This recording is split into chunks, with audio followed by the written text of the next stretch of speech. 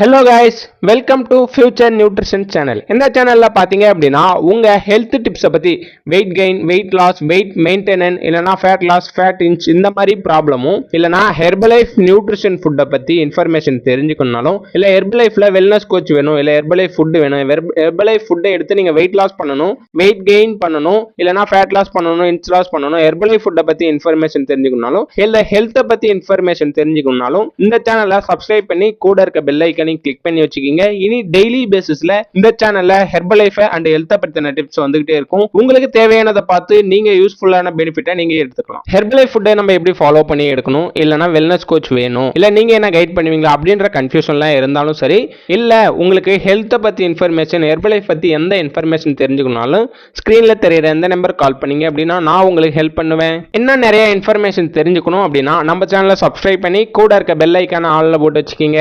பாய்.